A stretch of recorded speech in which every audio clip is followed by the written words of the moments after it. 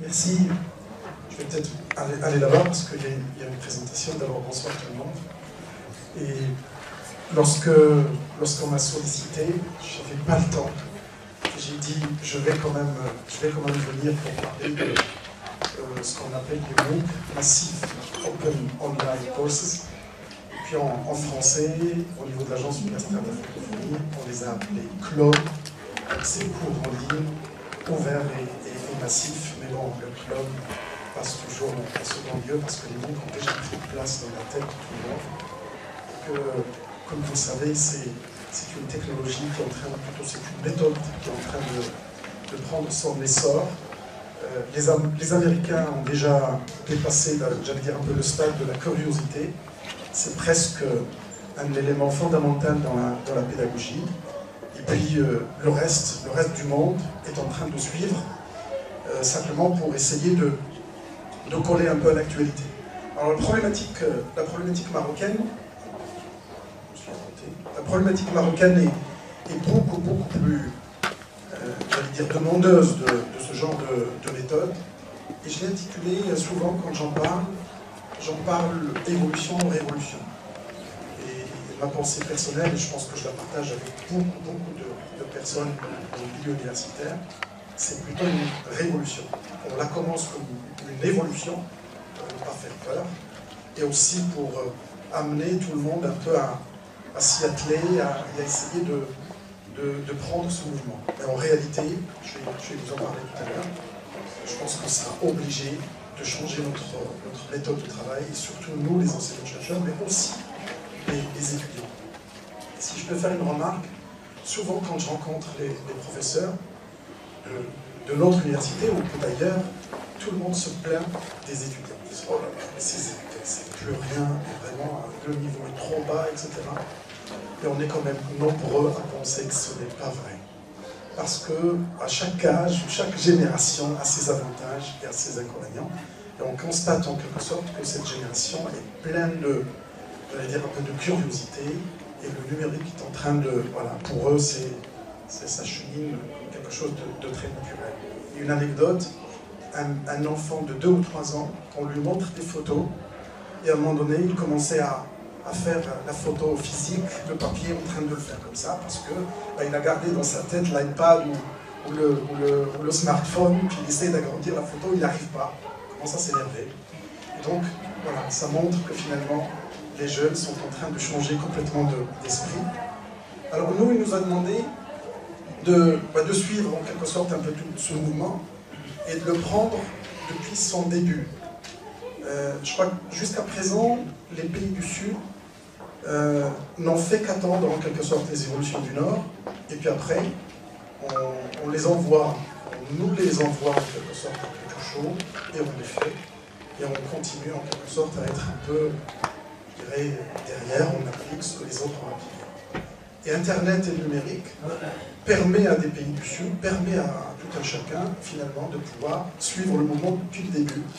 Donc la science n'a plus de limites, en tout cas l'information n'a plus de limites. La seule limite, c'est notre cerveau, c'est notre manière d'appréhender tout ça et de les prendre, en quelque sorte, et puis d'en faire quelque chose. Donc mon intervention va essentiellement tourner autour des MOOC. Je parlerai du contexte national, mais plutôt contexte de mon université, parce que je n'oserais pas parler des autres universités, mais vous devinez que c'est à peu près la même situation, en tout cas, pour le Maroc, mais également dans le Maghreb et dans l'Afrique. C'est à peu près les mêmes situations qui sont en train d'être vécues. Il y a une massification, en tout cas, il y a une arrivée des jeunes à l'université, et je dis souvent que la situation, on la vit comme Ars, la Chine de l'art, c'est une fête, et que finalement, on doit être fiers et heureux d'avoir une génération de jeunes qui arrivent, enfin, en tout cas plus nombreuses, à l'université. Dans mon temps, et je pense dans le temps de beaucoup d'entre nous ici, il y avait très peu qui réussissaient ce qu'on appelait Shahada. C'était, j'allais dire souvent, c'était la fête, les DIA.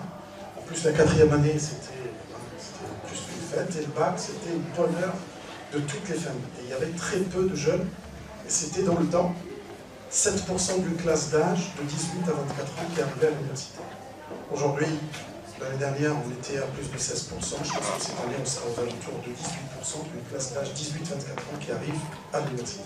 On est encore loin par rapport aux standards internationaux, en tout cas standards du Nord, qu'on vise tous, c'est-à-dire tout pays émergent, tout pays en voie de développement, qui dépasse largement les 50%.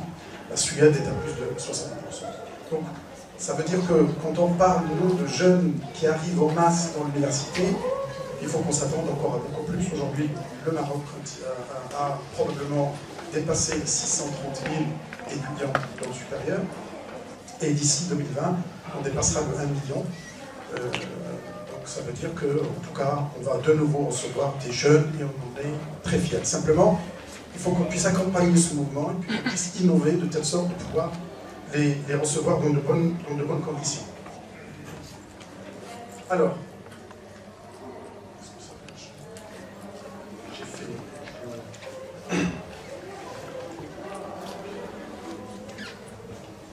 donc je disais que ce flux, plutôt cette arrivée des jeunes dans le supérieur, est une chance pour tous les pays parce qu'elle est désirée. Il y a simplement à pouvoir les recevoir dans de bonnes conditions. Et d'où le mot la révolution, parce qu'on n'a pas le choix, il va falloir absolument qu'on puisse définir d'autres méthodes, d'autres manières de travailler. Et on n'invente rien, parce que dans le milieu universitaire, on se partage tout. Et pour les enseignants-chercheurs pratiquent les conférences, le partage des revues internationales. Et donc nous savons à peu près les tendances sur le plan international, où est-ce qu'elles vont. Un cas aujourd'hui, celui des Américains, ils ont pratiquement banni le cours magistral. Pratiquement. Il y a encore évidemment des cours dans l'amphithéâtre. Et donc ils consacrent beaucoup plus de temps pour l'interactivité, pour l'approche, j'allais dire, avec les jeunes. Donc d'où on sort un peu le numérique qui devient obligatoire, parce que c'est une situation où on peut passer les messages beaucoup plus facilement à nos jeunes, et donc on peut les faire travailler également chez eux, dans la rue, avec les smartphones. Aujourd'hui, on est tous connectés. J'espère que ça va marcher. Les nouvelles technologies,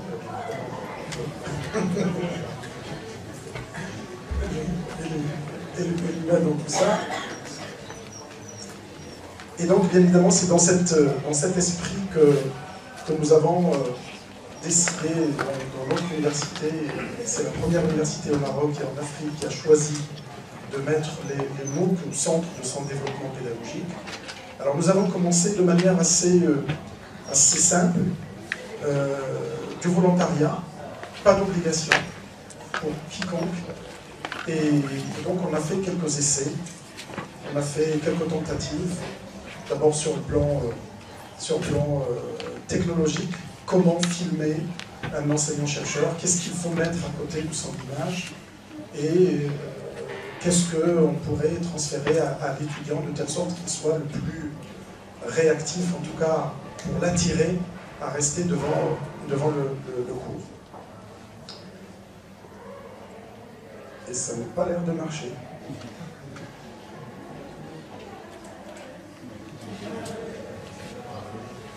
C'est des sables, c'est G.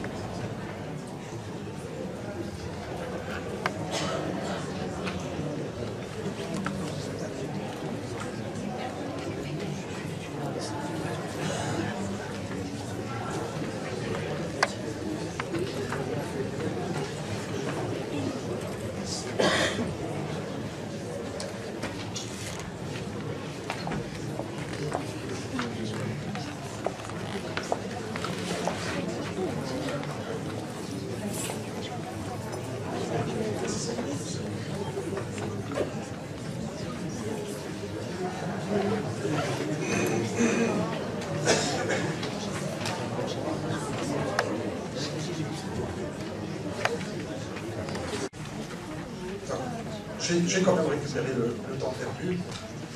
Alors d'abord, c'est donc le MOOC, c'est dans notre esprit, notre façon de travailler, on essaie de changer l'habitude de travailler.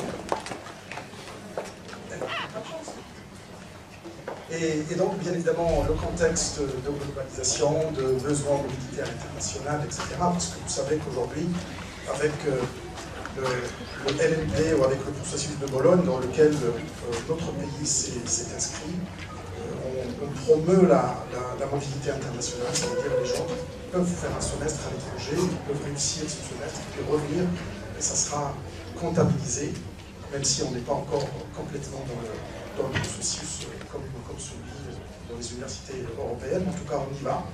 Et rien que dans notre université, aujourd'hui, on est à peu près à une dizaine de doubles diplômes. Ça veut dire qu'on offre la possibilité à nos jeunes de pouvoir suivre des formations double diplômantes, avec le diplôme marocain et le diplôme étranger, et en mettant en place une possibilité de mobilité. Et donc ce genre de moyens permettent aussi de faciliter ces tâches.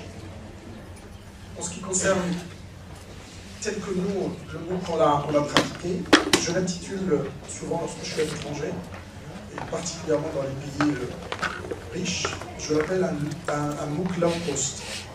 Un MOOC low cost parce que nous ne cherchons pas du tout à développer le MOOC comme celui du MIT. Lorsqu'on discute avec les collègues américains, et essentiellement ces grandes universités, on les critique souvent. C'est un peu parmi les critiques qu'on entend sur les MOOC. Ils disent oui, vous inscrivez 20 000 étudiants, et puis on n'a que 500, que 200 qui réussissent. Donc finalement, c'est pas si intéressant que ça. Et lorsque vous posez la question à ces universités-là, Harvard, MIT, ils disent, mais nous, ça nous correspond très bien, c'est ce qu'on cherche, parce que nous cherchons justement à choisir 100 parmi 20 000, 30 000, parce que c'est ces 100 qui nous intéressent. Nous, ce n'est pas le cas. Nous cherchons à avoir 10 000, 15 000 étudiants, mais nous cherchons à ce que ces étudiants réussissent tous, si possible. Donc on n'est pas du tout dans les mêmes besoins, et donc, bien évidemment, leur MOOC, ils demandent beaucoup plus d'investissement, parce qu'ils font l'interactivité. Toutes les semaines, vous suivez le cours, toutes les semaines, vous répondez aux questions, les QCM, etc. Et bien évidemment, l'investissement de temps chez les enseignants-chercheurs et la conception du cours lui-même est tout autre. Nous, on a choisi simplement dans un premier temps dans notre université, même si vous pouvez aller sur uk.ma et ensuite vous rentrez dans le MOOC, et vous allez trouver qu'on a des enseignants-chercheurs qui, eux, sont partis dans cette option. En quelque sorte, et particulièrement à la fac de droit, on a un collègue qui, lui, est mordu, il est parti dans cet esprit. Alors que l'idée première chez nous, c'est pas ça. Simplement, filmer le cours, éventuellement les travaux pratiques, éventuellement les travaux dirigés, de telle sorte que le jeune puisse répéter, revoir et revoir à volonté, et bien évidemment gagner en quelque sorte un peu du temps à l'intérieur de la classe pour que le professeur puisse faire autre chose. Donc, comme vous pouvez le voir sur ce slide, on a mis en place pratiquement 60 modules aujourd'hui à l'échelle de l'université. Un module, c'est entre 20 et 30 heures. Mais bien évidemment, le cours lui-même, filmé et scénarisé, ne dure pas 20 à 30 heures, parce que le professeur, quand il est dans le studio tout seul, il transmet le jus de son cours, et donc du coup, il a en gros une séance de 2 heures, et à peu près entre 20 et 30 minutes. Et puis quand il y a un professeur bavard, en général, il y a 1 heure. Et ça permet de récupérer en quelque sorte un peu. Il faut que ça soit des séances qui soient acceptablement, je dirais, gérées par les gens. Alors, de nouveaux supports pédagogiques, donc ça je l'ai expliqué tout à l'heure, et les étudiants surtout, ils ont la possibilité de voir et revoir le cours. Nous avons dans nos amphithéâtres souvent 500, 600 étudiants. Celui qui est derrière, il ne voit pas bien, il n'entend pas bien, et donc, bien évidemment, le MOOC lui permet en quelque sorte d'avoir l'instrument qu'il peut consulter à tout moment.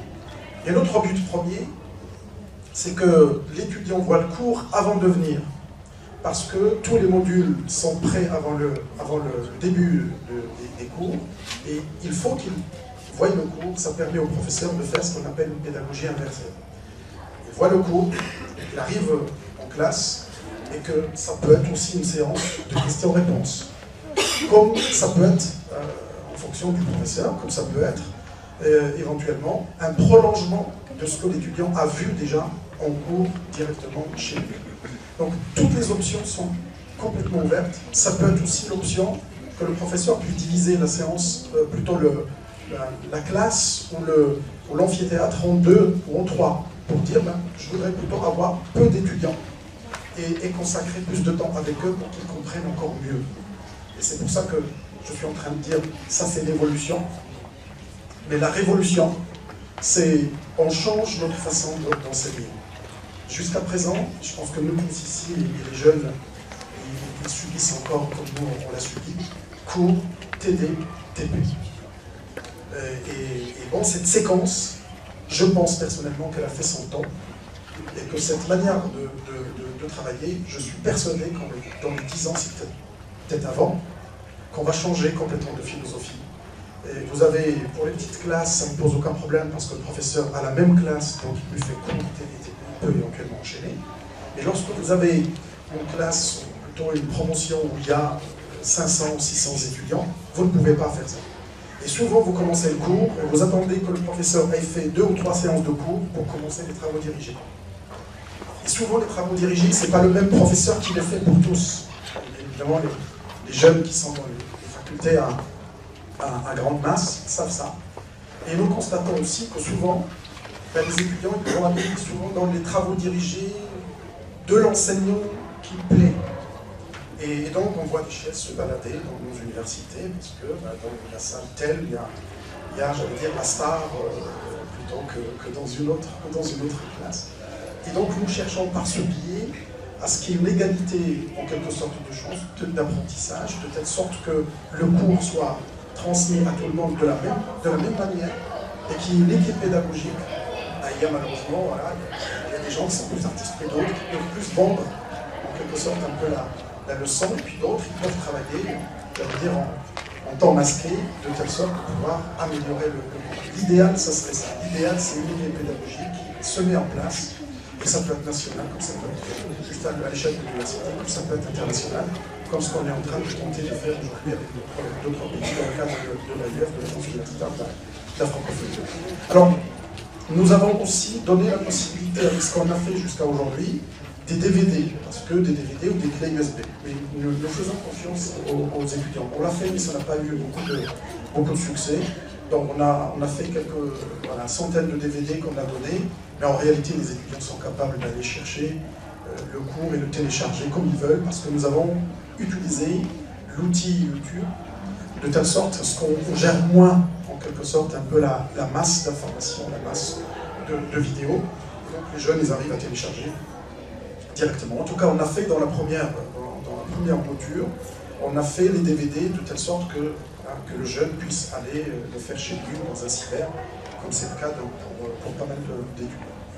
Alors juste 2 mots pour dire pourquoi pourquoi on est parti rapidement et de manière un peu volontariste sur cette question. Je disais tout à l'heure qu'on a la problématique de massification, et je tiens vraiment à rappeler que personnellement, et je pense que beaucoup de mes collègues qui sont peut-être là aussi, nous la vivons comme une fête. Je ne veux absolument pas que ce soit comme si on subit quelque chose de monstrueux. Non, quand on reçoit des étudiants, quand on reçoit nos jeunes qui viennent du fin fond du Maroc, nous sommes très fiers qu'ils puissent arriver à l'université. Le seul challenge qu'on a à relever, c'est de pouvoir les sortir dans de bonnes conditions. Et c'est surtout ça sur lequel on doit travailler. Et justement, ce qu'on fait, c'est dans ce cadre. Donc simplement, vous voyez l'évolution du nombre d'étudiants depuis 2008. Et j'ai mis, parce qu'il n'est pas actualisé ce graphe, et je l'ai mis tout au-dessus, en 2014-2015, on va dépasser les 65 000, parce que la rentrée de la fac de droit à la fac des lettres est en train de se passer, donc on aura les chiffres complets d'ici 2 semaines maximum.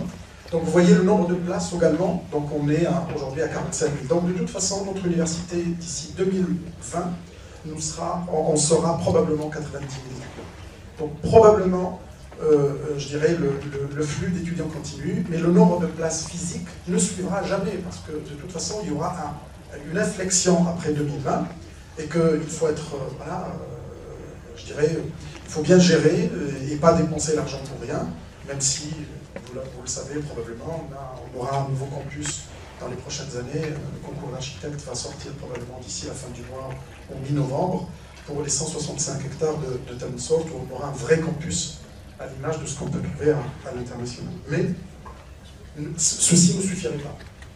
Alors, l'augmentation du nombre d'étudiants, mais il y a aussi le décrochage. Beaucoup de décrochages viennent de deux éléments principaux. C'est d'abord la langue d'apprentissage. Nos jeunes, ils font le bac en arabe et puis ils arrivent à l'université, c'est en français. Je parle des facultés où le français est une matière principale. Et donc, nous pensons qu'avec ce genre de solution, nous allons permettre à des jeunes de voir et de revoir leurs cours et donc améliorer leur contenu.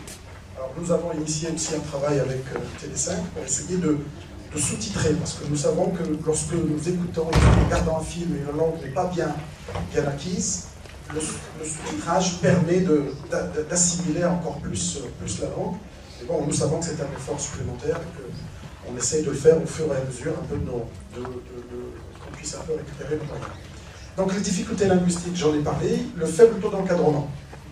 Alors juste pour vous donner une idée, l'université marocaine, et je prends celle encore une fois de Marrakech, pour ne pas donner les chiffres des autres, celle de Marrakech, c'est 1400 enseignants-chercheurs, 65 000, j'ai dit tout à l'heure, 65 000 étudiants, et je prends souvent l'équivalent, celui de Strasbourg, que je connais bien, je vivais à côté, 45 000 étudiants, 3100 enseignants-chercheurs. Donc je vous laisse deviner, on est à 3 fois, 4 fois moins dans le taux d'encadrement.